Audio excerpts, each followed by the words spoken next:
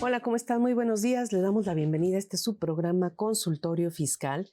En esta ocasión, pues vamos a continuar con la segunda parte del tema que iniciamos la semana anterior, relativo a las publicaciones de sociedades mercantiles en el portal que administra la Secretaría de Economía. Ya la semana anterior hablábamos de que este portal inició mediante un decreto que se publicó a mediados de 2014, pero entró en vigor a mediados de la segunda mitad de 2015.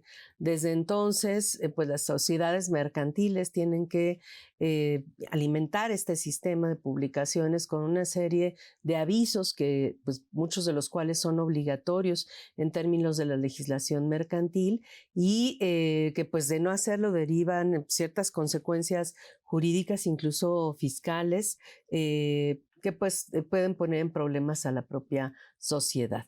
Entonces esa va a ser nuestra temática de este programa y voy a presentar a nuestros invitados del día de hoy.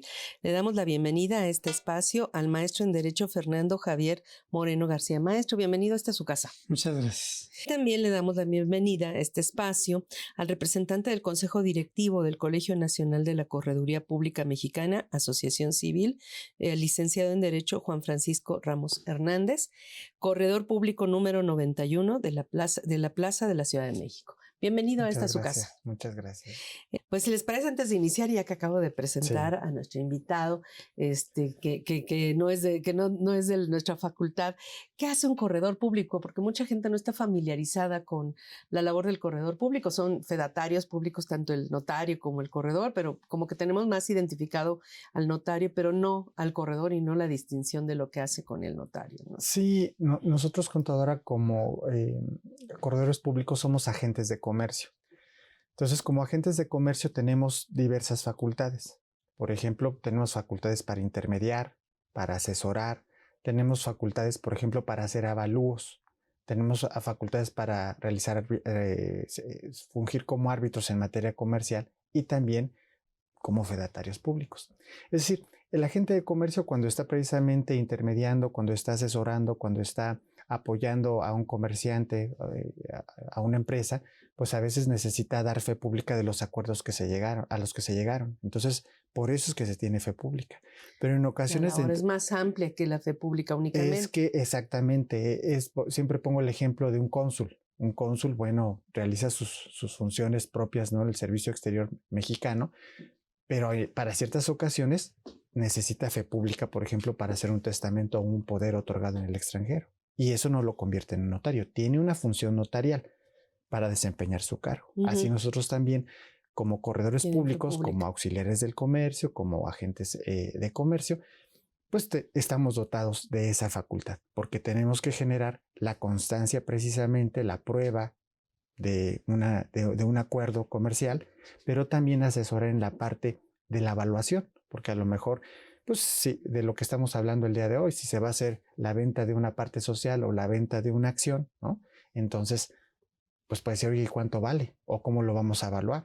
Bueno, ya lo evaluamos y ahora se hizo la operación, cómo se da precisamente esa certeza a través de la fe pública, y por eso es que el corredor funge como auxiliar, como agente de comercio y tiene esas facultades notariales, por decirlo. Pero no somos notarios, sino agentes de comercio. Pues qué mejor invitado podemos tener, ¿no? Para hablar del sistema de publicaciones de sociedades mercantiles. Sí. Como su nombre lo dice, son agentes también de comercio y bueno, pues precisamente tener una opinión también experta en este tema.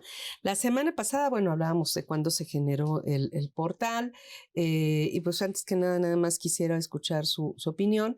Ya lo comentábamos con el maestro también en el programa de radio, pero bueno, ¿qué pasa si debiendo haber hecho publicaciones, pues no se hicieron? Porque pues, la verdad es que muchas sociedades ni siquiera están enteradas de la existencia del portal y no saben todo lo que tienen que publicar. Vamos a suponer que hubiera habido algunos actos que tuvieran que haberse informado a la Secretaría de Economía de manera obligatoria, sin precisar ahorita de cuál en particular, pero que hubiera sido obligatorio y no lo hubiera hecho.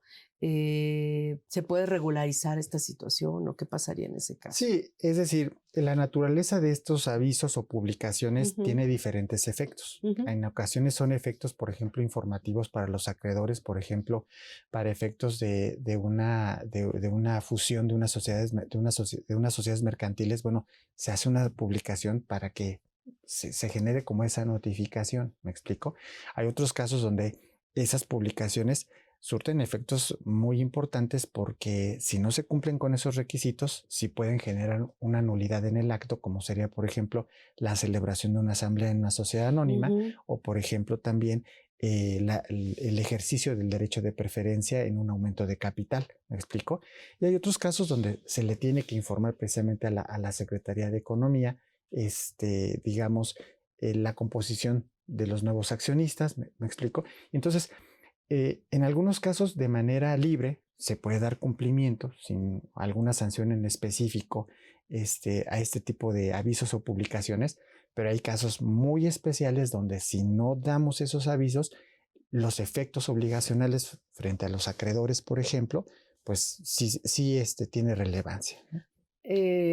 Esto es respecto a sus efectos jurídicos Sí. y que habría que analizar cada caso en Y en la particular, SAS ¿no? tiene otras características, porque ahí sí, por ejemplo, ellas están obligadas a dar Nada ciertos más avisos. porque luego nuestro Sí. público no sabe qué son las SAS. Sí. ¿Podría aclararle, por favor? Sí, son sociedades anónimas por acciones simplificadas, ¿no? Tienen ese régimen, este tipo de sociedades, y son sociedades que se constituyen de forma electrónica, viven de forma electrónica. Y todo se hace a través de la Secretaría de Todo se hace Economía, ¿no? a través de este portal, así es. Sí, es una sociedad por acciones simplificadas. Que puede estar formada inclusive por una sola Por persona. un solo socio, a diferencia de cualquier de otro, las ¿no? demás sociedades mercantiles, ¿no? Sí, así es. aunque requieren, digo, nada más un límite de ingresos. No pueden exceder de cierto monto. Pueden empezar a operar, pero si exceden de cierto monto de ingresos, es casi 7 tienen millones que 400 mil transformarse, pesos, ¿no? tienen que transformarse. Y bueno, hay algunos casos que también requieren, pues, por ejemplo, si van a otorgar un poder, pues van a ir a una notaría. Si necesitan hacer algunos movimientos corporativos, también se pueden asesorar. Elegir. Se pueden apoyar en los corredores públicos, me explico. Pero sí, realmente el portal de economía es el que mantiene el control de este tipo de sociedades que, como lo dijimos, se constituyen incluso hasta de forma electrónica. Y gratuita. Y gratuita, sí. Así es. Bueno, ahora, entonces hay que revisar cada caso en particular para ver los efectos jurídicos. Los efectos jurídicos de estos avisos son Pero muchas diferentes. veces se puede regularizar, digamos, la empresa, es decir, y no tener ningún por problema, ejemplo, ¿no? si vamos a hacer un procedimiento de compliance, por ejemplo, y vemos que no hemos dado precisamente estos avisos de la estructura accionaria o de los socios que componen un SDRL, bueno, pues de manera libre se puede realizar, ¿no? Y ya nos vamos poniendo en orden, ¿no? Ahora, hay casos, por ejemplo, si yo no convoco en una asamblea a tiempo, ¿no? En los tiempos como lo marca la ley general de sociedades mercantiles, y yo después quiero dar la publicación y no lo di en tiempo, bueno, pues ya no, esa asamblea que se celebrara con base en esa convocatoria, pues va a ser nula. Hay que analizar cada caso en particular. Habrá casos que se pueden regularizar sin problema, así es, pero habrá casos que no. Hay casos que no. Y en este caso, ¿hay algún tipo de sanción económica por parte de la Secretaría? Pues no hay una sanción como tal, una multa o un tema en ese aspecto, no, sino como le comento, contadora, el problema es de validez. Sí, o por ejemplo, digamos, en una disminución de capital, no doy el aviso. ¿Qué sucede? Que el derecho de oponerse de un acreedor a esa disminución de capital queda subsistente. ¿Me explico? Hasta que se haga precisamente esa publicación, pasen 5 días, entonces ahora sí ya ese derecho se pierde. Pero si no se da ese aviso, ese derecho se mantiene. Entonces, por eso digo, son efectos diferentes en cada caso por publicación o aviso. Así es. Bueno, entonces, la semana pasada, iniciábamos viendo cada uno de los apartados del portal de publicaciones de sociedades mercantiles. En este caso, por ejemplo, hay uno que nos llama la atención, que es el de convocatoria a asamblea constitutiva. ¿En qué casos aplicaría? Porque suena como muy, como que todas las empresas, digo así, de primera instancia, genera la confusión para quienes no estamos familiarizados con el portal o con el derecho mercantil, de que cualquiera que quisiera constituir una sociedad mercantil tuviera que presentar ahí, publicar su convocatoria a la Asamblea Constitutiva. Sí, ese es un supuesto muy particular que se viene arrastrando desde el derecho mercantil italiano, donde precisamente se podía constituir una sociedad por suscripción pública, ¿no? Entonces, por eso esa palabra suscripción todavía la seguimos utilizando y digo suscribo acciones, por ejemplo, pero realmente es un supuesto que prácticamente es letra muerta. O sea, no se da el supuesto de decir, oigan, voy a constituir una sociedad y lo abro al público en general, ¿no? Que todos vengan a... Además no es posible, ¿no? Porque Sí, es muy complicado, el la sistema verdad. financiero... Es que ahí serían ya dos temas diferentes, ¿no? Una cosa es el mundo del mercado de valores, que se maneja bajo una regulación muy específica, y otra cosa precisamente es que alguien quiera constituir una sociedad con socios que no conoce o hacer un levantamiento de capital al público en general, pues eso no va a aplicar, ¿me explico? Y a eso se refiere, pues, prácticamente no Sí, opera y de hecho no hay ninguna publicación en este pues caso. digo, ¿no? está ahí, realmente creo que por ahí se tiene la noticia de que en alguna ocasión, alguna sociedad hace muchos años se constituyó ahora sí que es como leyenda urbana, ¿no? Pero realmente es que en el día a día, yo por ejemplo tengo ya casi 30 años en estos temas de fe pública y nunca me ha tocado ver ni saber ni tener a la vista un instrumento de una constitución de una sociedad por suscripción pública. Así es. Bueno, las convocatorias de asambleas generales medio platicamos la semana pasada, pero ¿qué significa, cuándo se utiliza este espacio, este botón, digamos, del portal? Sí, generalmente cuando nosotros hacemos la convocatoria, hacemos una asamblea. En la asamblea se hace un resumen, digámosle así, que se va a poner en el libro de actas y asambleas. Y este libro de actas y asambleas tienes que en el sistema de electrónico. Esto es para celebrar la asamblea, ¿no? Sí. Para convocar a los accionistas que vengan a la asamblea, ¿no? Si llegan los accionistas, nos firman todos, y a lo mejor no hice la convocatoria. Bueno, se tiene, por el solo hecho de estar todos, se libera una nulidad. Ajá. Sin embargo, si faltara alguno, tendríamos una nulidad. Y vamos a suponer que se vinieron todos. Bueno, se publica no solamente en el registro público de propiedad del comercio, sino también en el sistema electrónico. Se tiene que publicar para que todos tengan ese derecho. Máximo si en la asamblea se discutió algo esencial. En la convocatoria se tendría que publicar. Ajá. Algo que pudiera afectar a un socio, pues el socio tiene derecho a poder oponerse a través de decir, oye, esto no estuvo bien, no estuve de acuerdo. Y por eso es la publicación, para oponerse a terceros, para que no haya nadie que pudiera decir, no estoy de acuerdo con esa asamblea que se... Si no acude, si se le convocó pero no acudió, bueno, ya es otro problema, pero las decisiones que se tomen por mayoría de votos serán válidas. Son válidas. Pero si no se publicó la convocatoria y todos acudieron, todos firmaron, se entiende que las decisiones que se hayan tomado por mayoría de votos son válidas. Sí, aun cuando no se hubiere publicado la convocatoria. Así es. Ajá. ¿Algo que quiera agregar en este caso? Fíjese que en ese aspecto es muy importante considerar que normalmente cuando se convoca es porque hay conflicto entre socios. Así es. ¿Sí? Porque cuando las asambleas, bien como lo decía el maestro, son totalitarias, pues es más, podemos hasta prescindir de la convocatoria. Pero cuando ya hay conflicto, la convocatoria juega un aspecto importante.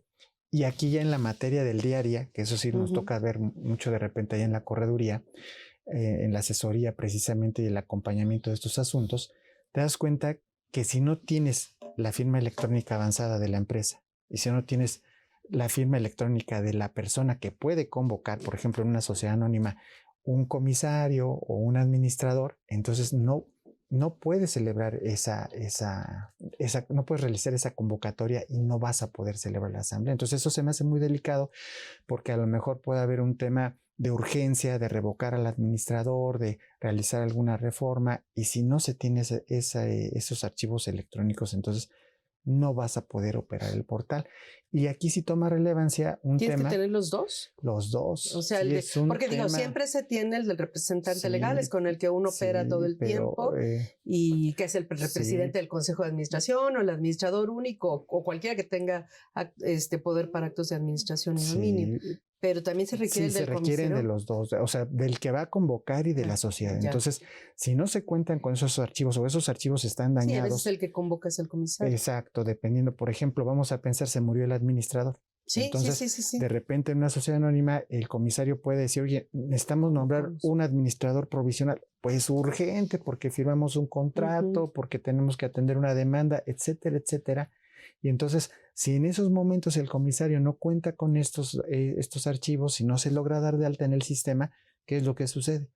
que no pueden celebrar la asamblea. Y eso sí es algo que se me hace un poco excesivo en la parte del día a día del comerciante. Y es una mala tentación usar la firma de la empresa porque está vinculada a la del presidente del Consejo de Administración que falta, bueno, ¿no? Que falleció o algo así. Eso no se puede hacer porque entonces estaríamos cometiendo un fraude. Porque imaginemos que a lo mejor el comisario son de esos comisarios que los nombran por requisito que nunca funge y cuando tenemos el problema entonces ahora sí, búsquelo y ya aparece. Hay que ver quién es. Y ni siquiera a lo mejor tiene su firma electrónica avanzada vigente y hay que hacer el trámite. Entonces, sí, esa parte operativa sí nos ha tocado verla. Y consideramos que tendría que existir un mecanismo alterno para poder solucionar estas situaciones que en la práctica se dan y pueden afectar o simplemente, por ejemplo, ¿no? Pensemos que yo soy amigo del comisario, ¿no? Y el otro socio es amigo del administrador, ¿no? Entonces, y yo necesito que se convoque una asamblea por temas ya de urgencia, de transparencia. Y entonces, pues al comisario no le van a dar la firma electrónica, me explico, de la empresa, etcétera. Entonces, son situaciones que en el mundo del día a día se presentan. Sería una firma personal del comisario, ¿verdad? Sí, tendría que ser la de él, pero está la de la empresa y esa es otra. Ahora, pero la de la empresa está vinculada a la del representante legal, o sea, digamos que quien la usa, quien ejerce, quien materializa los actos de la persona moral, pues es el representante legal, por eso están vinculados siempre a una persona física. Pero si falleció, suponiendo que eso fue lo que sucedió, es lo que le digo, ¿no? O hay conflicto. Pero entonces tiene que usarse la de firma personal. O hay conflicto, le digo, o sea, nos ha tocado ver de repente que, pues dicen, ¿sabes qué? A ver, pues pongan otra persona, un apoderado que tiene que tiene su firma electrónica y aunque no sea, pero pues, si el sistema lo lee adelante porque lo que urge es la convocatoria. Entonces, esas son como malas prácticas que se empiezan a dar. ¿Quién va a tocar el poder si el que tenía todos los poderes falleció? A lo que me refiero es aquí que una cosa es la operación del sistema, ¿sí?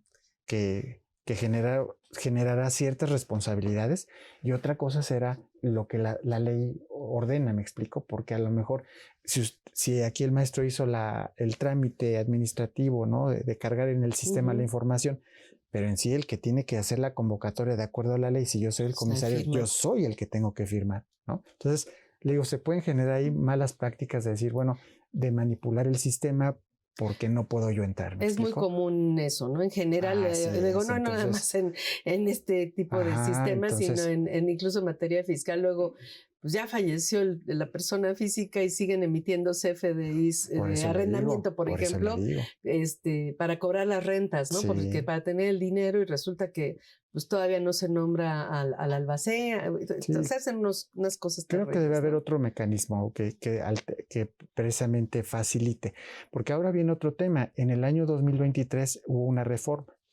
Antes de repente decías, bueno, el estatuto me dice que puedo convocar por periódico, pero no reformé el estatuto. Entonces, en la práctica decíamos, bueno, yo voy a cumplir la ley, publico en el PCM y publico en el periódico para cumplir con la ley y los estatutos.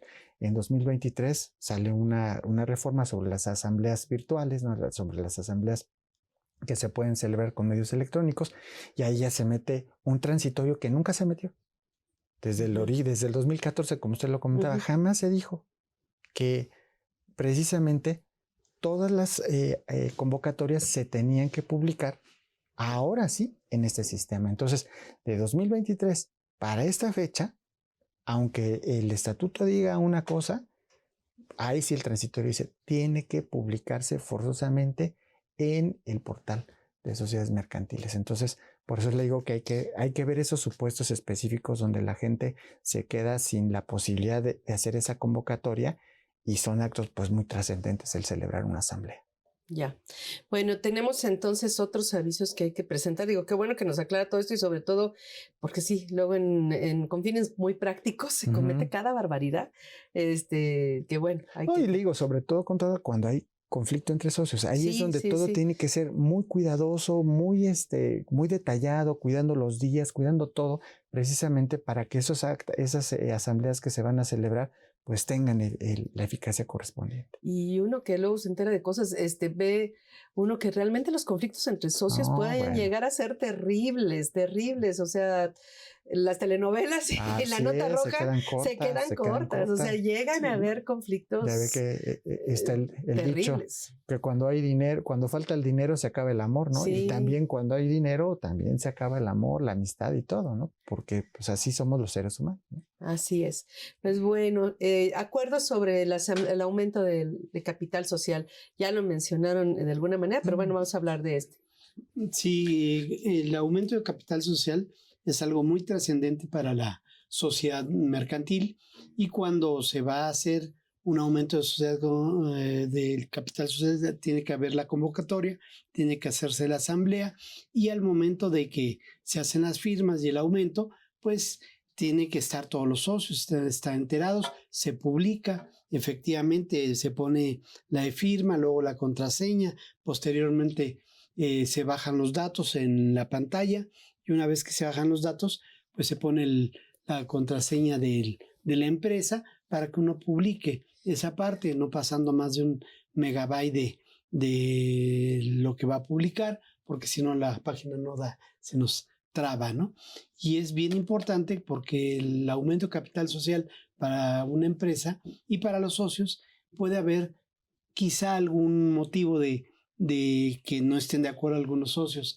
Muchas veces para excluir a un socio se aumenta el capital social, y que el que no tiene pues lo excluyen y consiguen otro socio. Entonces es muy importante que el aumento tenga la posibilidad de que lo sepan todos, ¿no? Se publique, porque si no, hablaba del derecho de preferencia, sí, ¿no? Ese es un caso sí, muy específico, ¿no? O sea, cuando haces un aumento de capital y, como lo dice el maestro, vas a diluir a alguien o se necesita dinero precisamente para que la gente participe, y si no participa el que tiene el derecho, bueno, pues se le llama a otro socio, ¿me explico? Esa publicación pues es fundamental, porque aunque tomemos el acuerdo del aumento de capital, tenemos que esperarnos a que se haga la publicación, pasen de esos 15 días, y entonces ahora sí, si dices, oye, yo ya no quise, pues adelante, pero si yo ese derecho lo violo, eso sí genera una nulidad. Sí, porque luego hay socios que no quieren a terceros nuevos que entren al negocio, pero tampoco aportan el dinero, y entonces pueden obstaculizar ese aumento. O por ejemplo, pensemos que vamos a participar en una licitación, ¿no? Y necesitamos inyectarle dinero a la sociedad, meterle capital. Entonces, pues todos tenemos que estar en las mismas circunstancias de posibilidad de participar en ese aumento de capital.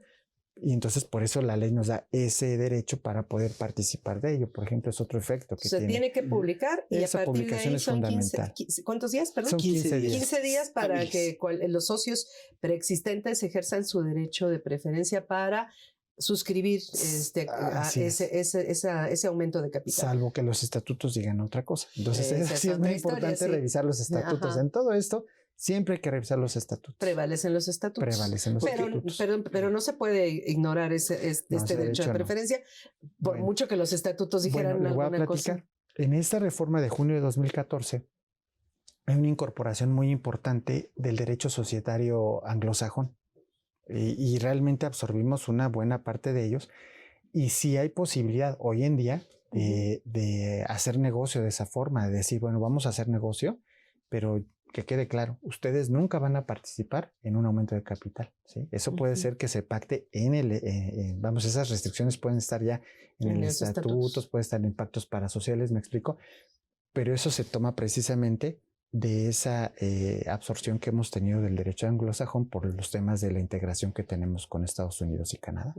Sí. Pero entonces tendrían que renunciar a su derecho de preferencia. Sí, eso tiene que ser, bueno, o sea, hay dos formas de renunciar, ¿no? Es decir, yo puedo renunciar desde el momento en la asamblea y decir no quiero participar y yo renuncio a mi derecho expresamente, sí, si es que lo contenemos, o puede ser precisamente que eso ya sea un acuerdo que nosotros tengamos, donde mi serie accionaria a lo mejor no va a participar de otros aumentos de capital porque solamente está dirigida a un negocio en particular. Me explico, entonces queda muy claro que no voy a participar de ese derecho porque podemos precisamente ya pactarlo, ¿no? Perfecto. Maestro, ¿qué usted? No, como dijo el maestro, efectivamente es muy importante los estatutos, porque lo que digan los estatutos, aun cuando yo publique algo, lo que yo sea, tengo que cumplir con los estatutos. Si el estatuto dice no se publicará esto, va a prevalecer el estatuto que lo mismo que está diciendo la ley.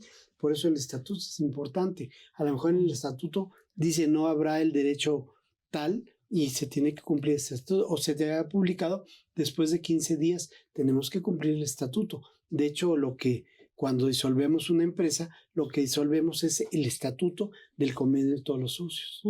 No, pues son casos muy particulares. Así es. Ahora, es muy común en estos aumentos de capital, bueno, los accionistas suscriben su capital, dicen, yo voy a aportar esto, yo voy a aportar aquello y no sé qué, pero ya a la hora de poner el dinero es donde empieza a haber problemas, ¿no? A veces no cumplen, a veces no se les estableció una fecha del pago de las aportaciones y ahí entra otro aviso, ¿no? En el de avisarles que tienen tal fecha para aportar su capital o no, o estoy mal en este caso. El de decreto de exhibición cuyo plazo o monto no conste. Bueno, es que puede ser a lo mejor que no se haya, como usted lo comenta, no se haya establecido la fecha de pago.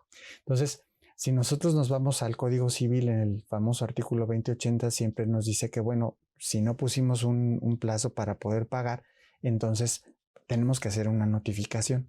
Y esa notificación, eso en el mundo civil. Y a partir de esa notificación, pues van esos 30 días y ya se vuelve exigible el pago. Entonces, como le decía, hay casos de algunas publicaciones, de algunos avisos que surten efectos de notificación, ¿no? Este es uno. Este sería un caso. Es decir, no has pagado, entonces se nos pasó. No te puse la fecha. No te puse la fecha de pago, entonces hacemos esta publicación para efectos de que te tengas por notificado, ¿no? Así es. Si no se hace la publicación, aunque se le avise, no, pues entonces no hay requerimiento. Puede hacerse, puede hacerse como considerar que no está notificado. Claro que ahí la ley pone otras opciones, ¿no? De decir, bueno, si no vendemos la acción o anulamos la acción, ¿me explico? Pero ese es el sentido. Y también es un caso muy, muy raro que se llegue a presentar ese tipo de Pues pero podría darse. Los contadores diferimos mucho de eso porque a nosotros nos toca ver que la empresa se constituyó, que exhibieron que suscribieron. Bueno, el tema es que eso debe de venir en el documento, ¿me explico? Exacto. Porque sí, yo estoy de acuerdo con usted que hay muchas ocasiones que los clientes nunca pagan el capital social, que eso, pero luego es mucho más grave porque incluso hasta dicen con el fedatario lo dice. Bueno, ellos lo manifiestan con el fedatario y ahí recordemos que el administrador, por ejemplo, de una sociedad anónima tiene una obligación a ella solidaria de la realidad de las aportaciones realizadas, ¿sí? Pero aquí en este tema en particular le comentaba, contadores, porque el documento, aquí acordémonos que se tiene que emitir el documento y ahí es donde en un dado caso tendría que decirse, oye, esta acción no está pagada y tiene esta fecha de pago, ¿me explico? Pero vendría en el título accionario. Ajá. Y bueno, por otro lado está, maestro, ya lo veíamos la semana pasada, el aviso de cualquier cambio en la estructura accionaria, ¿no? Que se tiene también que notificar y en ese sentido pues tenemos esa situación, ¿no? Pero vamos entonces a una pausa en este momento y después de la misma continuamos.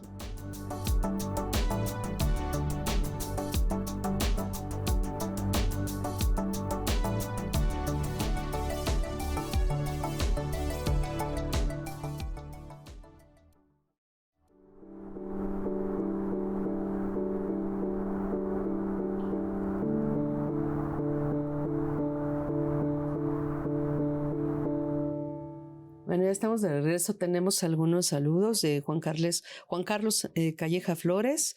Les envía un saludo y los felicita por el tema. Tenemos una pregunta de José Luis Sánchez Oropesa, maestro Moreno. Dice, buen día. Al momento de ejercer algún derecho o asumir alguna obligación, ¿se atiende a los estatutos de la sociedad o a la ley? Se tiene que atender a ambos. Primero a la ley y por supuesto a los estatutos. No pueden ir en contrario a ambos, pero el Código Civil y el Código de Comercio nos marcan que hay que atender a ambos, ¿sí? Y por supuesto, si hubiera alguna contradicción, primero hay que ver qué es la interpretación más adecuada conforme a la ley y conforme a los estatutos. Bueno, hablábamos de lo que nosotros vivimos los contadores, porque si nos llegan las sociedades que dicen que aportaron tanto capital y nomás no vemos el dinero por ningún lado y bueno, ya platicamos de esto. Entonces hablábamos de los aumentos de capital, pero también ahora vienen las reducciones de capital, ¿no? Es correcto. También esas reducciones de capital no pueden exceder más de 2/3 partes del capital porque podría venir un tercero a decir, oye, esta empresa no tiene el capital social y podría pedir la nulidad de esa empresa. 2, se tiene que hacer la convocatoria, se hace la asamblea, obviamente, con todos los socios y se les tiene que notificar para que los socios estén notificados de esa resolución de disminución del capital social. Se hizo mucho en el COVID, principalmente porque no había ventas, y pues tenían que sacar dinero para poder solventar todas las obligaciones que tenían las empresas. Actualmente, pues digamos que no es así, pero sí hay reducciones de capital social. Ajá. Sí, por ejemplo, digamos que hoy en día puede hacerse que a lo mejor yo pueda ejercer un derecho de retiro, de separación, ¿no? De acuerdo al negocio al que tengamos. Y se diga, sí, pensemos que no es que fuimos felices para siempre, ¿no? Sino que yo estoy por un proyecto en particular, construimos el edificio aquí en Coyoacán y ahora yo me quiero ya retirar, ¿me explico? Entonces puede pactarse eso en el estatuto y entonces ¿eso qué generaría? Bueno, un reembolso, ¿me explico? De mis aportaciones realizadas, de mi capital social y bueno, dentro del acta de asamblea que tendría que preverse justamente esa publicación del artículo 9 de la Ley General de Sociedades Mercantiles. ¿Para qué?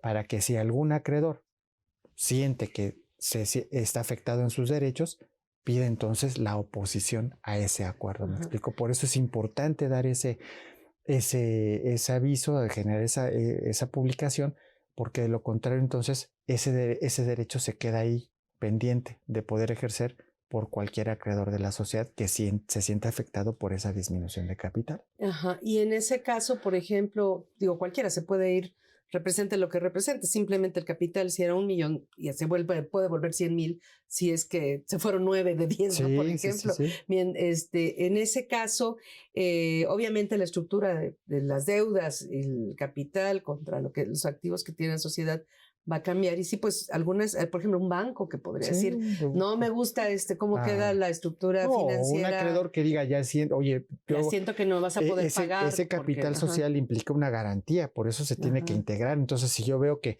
contratamos y tenías un capital de 50 millones de pesos y de repente lo vas a bajar a 50,000 pesos, pues yo voy a ser el primero que me voy a oponer y voy a decir, ¿sabes qué? Me opongo a ese acuerdo de disminución de capital porque, bueno, pues mis derechos se están viendo. Si no se publica, ¿qué pasaría? Si no se publica, mi derecho subsiste. Sí. Ese es el tema. Porque el efecto de la publicación es que se va a precluir el derecho del que se va a oponer y entonces al yo publicarlo ya tengo un término para que se precluya, pero al no publicarlo entonces va prolongándose en el tiempo y en el momento que yo le notifique, en ese momento... Si es que se entera, pero bueno... Sí. No, por eso es que tiene que estar esa publicación. El tema, pero si se entera, aunque no lo publicaron... Suponiendo que usted fuera el acreedor, ¿no? Y nosotros disminuimos el capital, yo me salí de la sociedad, ¿no? Y ahí usted siente que precisamente ya afectamos sus intereses, entonces... Pudo haber pasado ya 1 año de ese acuerdo de disminución de capital y usted al revisar el portal dice, oigan, yo no veo el aviso de disminución de capital. Tengo 5 días para oponerme. Puedo oponerme desde el momento en que se toma el acuerdo hasta 5 días después de que se hace la publicación. No se ha hecho. Su derecho subsiste. Y usted podría iniciar un procedimiento especial de oposición por esa circunstancia que se generó. Porque es muy común que, las sociedades aumentan, disminuyen capital y creen que con hacer el acta de asamblea y, inclusive en algunos, las sociedades anónimas de capital variable, si los estatutos no lo prevén, pues ni siquiera se requiere ir con un notario o con un corredor público. Basta con hacer el acta de asamblea por escrito, firmarla y se acabó, ¿no? Pero por eso... y creen que con eso ya es suficiente, que cuando mucho acuden al fidatario, ¿no? Si es que ocurrió. Pero creen que ya cumplieron con eso. Pero, por ejemplo, a mí me ha tocado ver de repente líneas de crédito donde el banco, por ejemplo, si le presta a una sociedad, sí le pide que del capital variable pase todo a capital fijo, precisamente para que se respeten esas formalidades que son propias de la disminución de capital y se mantenga ese derecho que puede ejercer precisamente un acreedor en el supuesto de la disminución. Y aquí cuando hablamos de acreedores, maestro, porque uno puede pensar que estos temas son exclusivos de empresas y demás, pero en acreedores estamos hablando de personas físicas. Si yo puedo ser el que les vende papelería y soy Juan Pueblo y pues me interesa porque a lo mejor no me van a cumplir, ¿no? Así es. Incluso, como decía el maestro, podría incluso no solamente en el aspecto civil, sino en el aspecto penal, porque podría ser una tentativa de fraude de alguna manera, porque el hecho de que publiques un acuerdo de disminución de capital y le afecta a terceros porque ya no vas a poder cumplir con tus obligaciones, podría pensarse que es con el afán de causar un daño. Y de causar un daño a tus proveedores, a tus acreedores. Voy, me llevo el dinero, me lo gasto y después digo, pues a ver cómo le hacen, ¿no? Pero ese es un gran problema.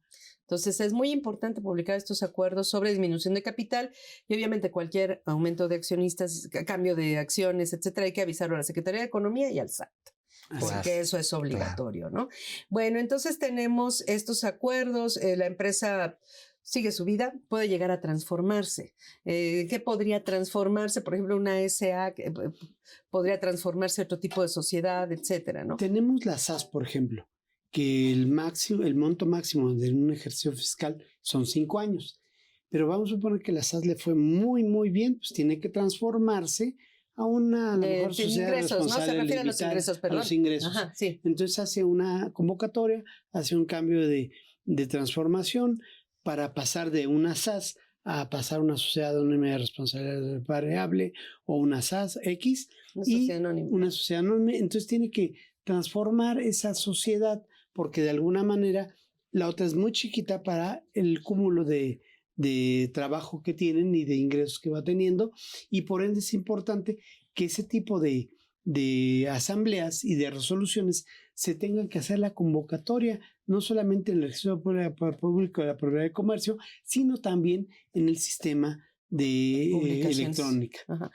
Nacen con 5 millones de pesos de ingresos, ¿no? El texto original de la ley, pero se va actualizando. Ahorita está en cuánto? Casi 7.400.000. Ajá, en términos de la Ley General de Sociedades Mercantiles. Y en términos fiscales, bueno, ahí pueden tributar hasta 35 millones.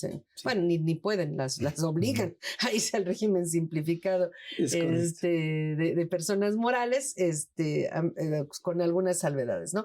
Pero entonces a eso se refiere, la transformación de un tipo de sociedad mercantil en otra. O puede ser a lo mejor que el estatuto de esa SAS ya está muy, muy apretado, ¿no? Y a lo mejor necesita ya levantar capital y está ya viendo una SAP, y entonces pues está llamada precisamente a hacer esa transformación, ese cambio de estatutos, y siguiendo el procedimiento que nos dice la ley, bueno, pues esos avisos se tienen que hacer esa publicación. Subir al portal. Sí. Perfecto. ¿Por una sociedad civil podría transformarse en una sociedad mercantil? Sí. Y también se haría... bueno, ahí es diferente porque la sociedad civil está regulada en el Código Civil y sí prevé que las sociedades civiles que adopten la forma de sociedades mercantiles se rigen por el Código de Comercio, pero ese es un procedimiento ya diferente, ¿no? Ajá. Porque ahí sí, en el mundo de las sociedades civiles y asociaciones civiles, no existe un portal como este. Así es. Sí, entonces es diferente. Tendría que liquidar esa sociedad civil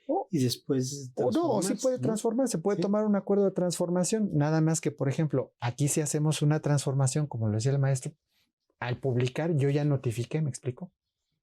Pero él dijo muy bien, pero en ciertos casos, sobre todo en el cambio de una sociedad civil a una sociedad anónima, pues quizás sí tendría ya que hacer una notificación, ¿no? Por lo menos privada, decir, oye, ya no soy la sociedad civil, ahora soy la sociedad anónima, para que pues tengas conocimiento, ¿no? Digo, son casos muy, muy específicos, ¿no? Bueno, hay muchos avisos que hay que presentar sobre fusiones, escisiones y otras cuestiones que ya son muy específicas. Pero fíjese, en una fusión a lo mejor sí vale la pena comentar esto, porque cuando se hace una fusión de sociedades, ¿qué sucede? Que los acreedores de estas empresas y los deudores sí pueden ver afectados, ¿me explico? Entonces, sobre todo, ¿a quién le voy a pagar si esta empresa va a desaparecer, ¿no? Y si todo su patrimonio va a quedar en otra empresa, entonces, ¿yo a quién le tengo que pagar? Por eso esos informes toman su relevancia. Así es. Así es. Bueno, y en este caso, La semana pasada el maestro comentaba, y lo dice la ley, que se pueden publicar los estados financieros y sus notas, ¿no? Que por cierto quiero recordar y aprovechar que los estados financieros que menciona incluso la ley de sociedades mercantiles son los 4 estados financieros básicos, que la mayoría de las empresas no realizan los 4 estados financieros y pues es un problema de incumplimiento de ley, ¿no? En general, ¿no? Pero bueno, eso es opcional, ¿no? Presentar. Sí, es optativo publicar. publicarlo. A veces algunos socios, por alguna circunstancia particular, personal o algo, no quieren que se publique. Muchos arguyen que es cuestión de datos personales, que podría ser sujeto de algo, ¿no? Y por eso es opcional, la ley no te lo marca como obligatorio, pero sí es opcional presentarlos. Creo yo que para efectos de un crédito, para efectos de salud de una empresa, es bueno publicarlos. ¿Algo que quiera agregar en este caso? Pues creo que ahí, por ejemplo, son casos de publicaciones que no generan sanción, ¿no? Que no generan en principio algún tema, pero sí, como bien lo dice el maestro, un tema de compliance, pues es importante cumplirlo, ¿no? Así es. Bueno, y entonces llegamos a la liquidación de la sociedad, digo, saltándome algunos otros temas que muy particulares como fusiones, escisiones que pudieron haber pasado en la vida de la sociedad. Hay 2 procedimientos, digamos, para liquidar una empresa. Sí. El procedimiento tradicional y el procedimiento simplificado, ¿no? Que es el que maneja directamente en el portal. ¿De cuál nos quiere hablar, maestro? El que usted decide. Si quiere, empezamos por el del tema. Ajá, el del simplificado. Simplificado, que lo regula el artículo 249 bis, 249 bis, fracción primera, donde establece que, pues, cuando se quiere hacer una convocatoria para una asamblea de liquidación, se hace la asamblea, deciden los socios que van a disolver y como consecuencia de disolver, liquidar, y entonces se hace esa asamblea, se presenta el acta y tenemos que publicarla en el portal. La diferencia de publicar en el portal cuando es una convocatoria, por ejemplo, es que primero va el representante legal y después pone su contraseña, después de la contraseña pone la persona moral. Aquí va a ser un poco al revés, primero va la persona moral, luego pone la contraseña y luego pone la del representante legal. Nada más cambia operativamente esa parte. Y al momento de publicarlo, pues lo publicamos con el afán de que se enteren los terceros, de que va a haber una liquidación y obviamente tenemos que hacer nuestra declaración de liquidación. Final de liquidación. De final de liquidación. Y dependiendo del ejercicio fiscal, si estamos el día de hoy, 17 de junio, tenemos que hacer el ejercicio fiscal hasta el 17 de junio. Si hoy se acuerda la disolución. Hoy se acuerda la disolución, pero eso no implica que no tenga que ser pagos provisionales y otra declaración final. Ajá, entonces el ejercicio que nació el 1 de enero de 2025 termina hoy. Terminaría hoy. Se presenta una declaración de ese microejercicio. Así es. Dentro de los 3 meses siguientes. Dentro de los 3 meses siguientes. Y el siguientes. 18 de junio empieza otro ejercicio que sabrá Dios cuándo va a terminar. Sí, puede durar 20 años como Luz y Fuerza, puede durar 30 años como Ferrocarriles Nacionales, o puede ser, aunque la ley marque que debe ser 8 años, pero pues es México y estamos así en muchas empresas. Entonces, en todo el tiempo que yo voy a estar en operación, pues tengo que hacer mi reporte mensual. Y una vez que termine, vamos a suponer que terminó la liquidación en 2020. En 2030. 2030, tengo que hacer mis declaraciones anuales el 17 de enero, como siempre, y terminó en marzo de 2030. Tengo que hacer una declaración final en 2030, claro, reportando los demás. O sea, hay pagos, digamos que hay pagos provisionales muy particulares de 2020, del 18 de junio al donde termina la vida de la empresa en 2030. Pero todo eso es un solo ejercicio y hay que presentar una declaración del ejercicio de todo ese periodo, ¿no? Así es correcto. Ajá. Y bueno, ese es, pero aquí se requieren ciertos requisitos para poder utilizar esta herramienta simplificada.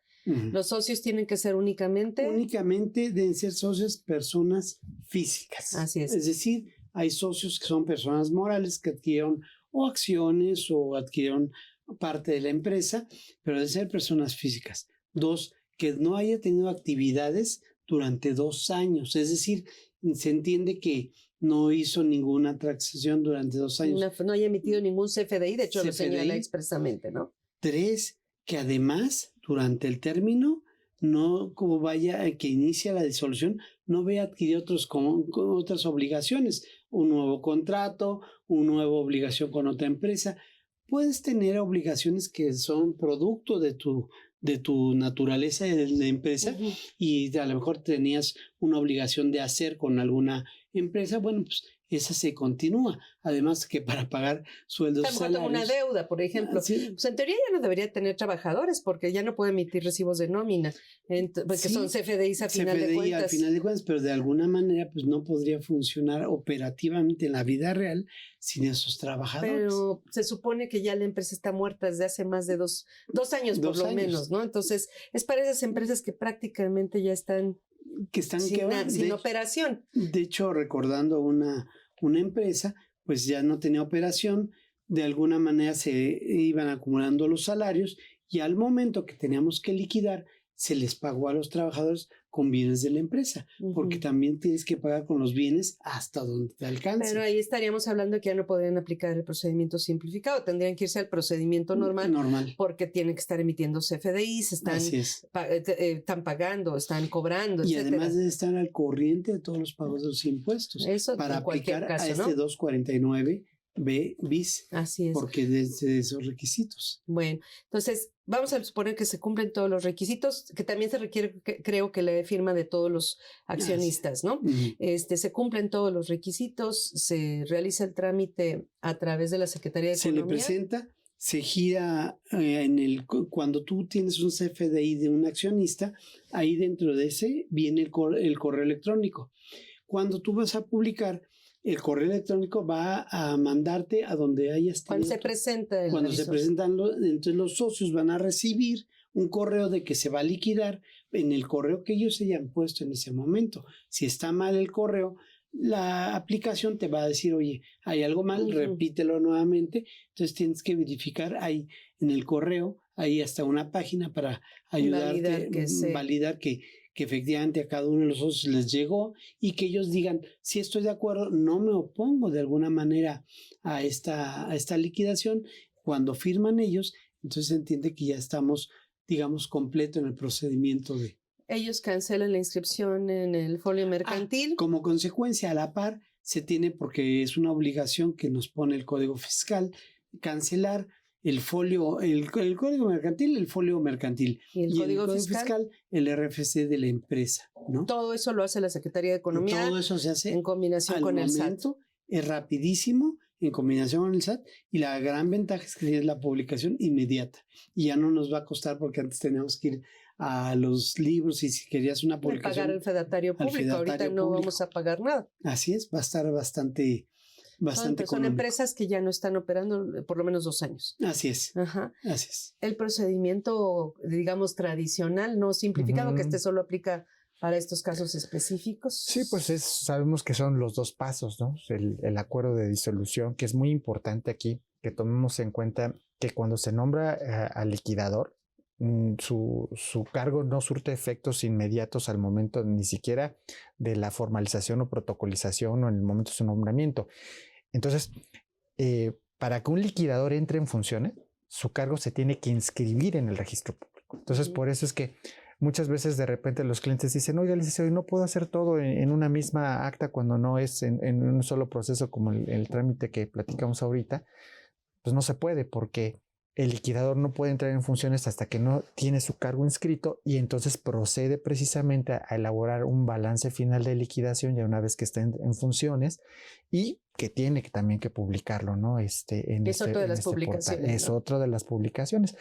Yo considero que todo esto que estamos platicando ahorita ha sido muy benéfico porque antes todo esto se publicaba o en diario oficial o en periódicos y bueno, pues era muy difícil que tuviera un interés en este tipo de aspectos.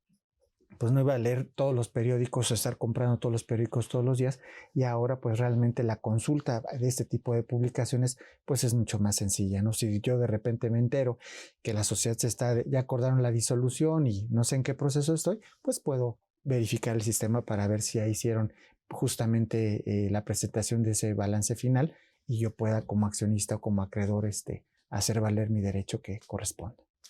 Ahora, ¿se publica el acuerdo de disolución primero? No. Lo que se va a publicar es, se hace la disolución, nada más. Se inscribe en el registro público de comercio el cargo del liquidador y entonces ahora sí, se hacen todos ahora sí que las cuentas, todo se paga. Se paga. Aquí está el balance final de liquidación.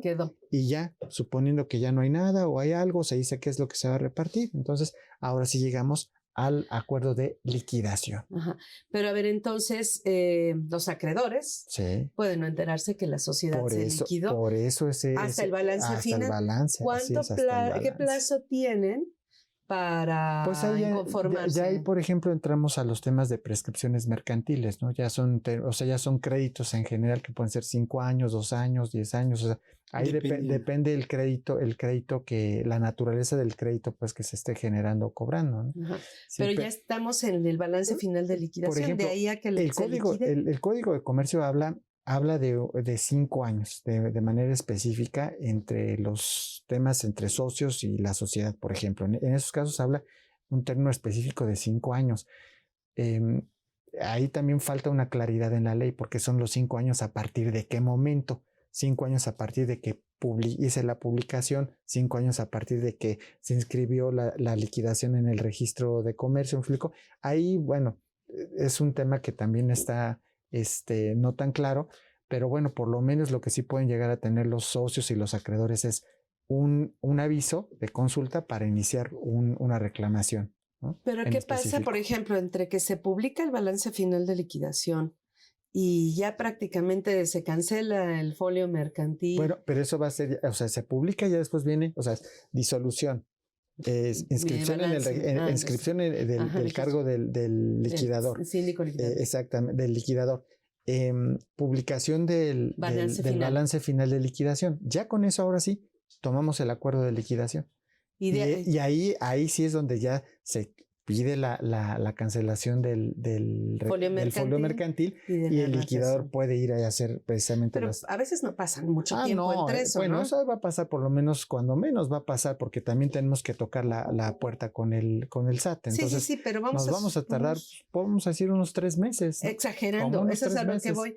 Y a lo mejor los acreedores, los proveedores, nunca supieron que se firmó el acuerdo de disolución, nunca supieron que hay un nuevo representante que es el liquidador. Pero ahí el liquidador es el que tiene la responsabilidad. Así es. Yo creo que si no se enteran, ¿qué pasa en ese caso? Vamos a suponer que no se enteran, pero la obligación es publicarlo en el registro público de comercio y en el sistema. Va a ser igual que la otra vez. El derecho va a subsistir hasta en tanto cuanto, desde el acuerdo de liquidación hasta el momento en que se publique, empieza a correr el término. De los 5 años. De los 5 años. Pero a lo mejor ya cuando yo me entere, ya no hay empresa. Nada. No, bueno, pero es que ahí también aquí pasa precisamente la figura de la prescripción, ¿no? Es decir, si yo no estoy atento a mi crédito, ¿no? Y ya tengo un crédito líquido y exigible y no lo cobro, pues por eso está la prescripción, porque va pasando el tiempo y dependiendo del tipo de crédito, entonces se va a extinguir, ¿no? Y si ya no hay deudor, porque ya se extinguió, ya se disolvió, ya se extinguió, ya no existe. Aquí será un tema, en mi opinión, del liquidador, es el responsable, ¿no? Habría una responsabilidad sobre el liquidador, porque el liquidador al momento que lo nombran, porque es un nombramiento que se tiene que hacer y tiene que registrarse como representante legal nuevo de la empresa, el administrador anterior va a ser responsable de una etapa, pero el nuevo liquidador, que es el valiente que se va a aventar eso, va a ser responsable, ¿no? Digo, porque si no hay dinero, suponiendo que no hay dinero, su responsabilidad se va. Sí, entonces ese liquidador suponiendo que están pagados los impuestos y tenemos deudas con alguien, y ya no existe la empresa y el otro nunca se enteró, pues ¿a quién le va a reclamar? Bueno, sería liquidador. Al liquidador, nada más. Sí. Y tendría que ir al registro público de la propiedad para ver a quién va a demandar, ¿no? Así es. Por eso es importante estar muy al pendiente de todos los actos de una empresa. Es como si le ponen los cuernos y no se entera, pues ahí está, ¿no? También prescribe, ¿no? Sí, pues es que por ejemplo, alguna vez había un cliente, y bien que lo dijo maestro, el valiente, ¿no? Ingenuo también. Bueno, sí, esta persona dijo, pues yo voy a cobrar creo que dijo 80,000 pesos. Y entonces me acuerdo que mi cliente dijo, no, es muchísimo dinero lo que dije, mira, ve las responsabilidades que tiene fiscales, es solidario de las contribuciones que no se paguen. Le dije, toda esa responsabilidad, no lo veo ni porque me pagaras 400 ni 500 aceptaría tu cargo. Porque sí es un tema. No, es ingenuo, a veces es ingenuo también, ¿no? Pues se nos acabó el tiempo, no sé si quieren agregar una despedida, un comentario de despedida, maestro. Es importante que todas las personas tengan en mente publicar todos los convenios, porque la empresa entre más sana y más ordenada esté, es mucho mejor. Maestro. Sí, pues que nosotros como corredores públicos tenemos la expertise en estos temas y que pues pueden acercarse, ¿no? a los corredores públicos aquí de la Ciudad de México, los que están en esta plaza o a nivel nacional, porque hay corredores públicos prácticamente en todos los estados, y podemos auxiliarlos precisamente, llevarlos de la mano a hacer todos estos procesos y poder hacer que sus negocios estén en orden, ¿no? Perfecto. Así es. Pues muchas gracias a ustedes por escucharnos, por vernos, por permitirnos entrar a sus hogares, a sus centros de trabajo. Y les recordamos que la próxima semana tenemos una cita con el tema Avisos a la Secretaría de Trabajo y Previsión Social. Aquí los esperamos.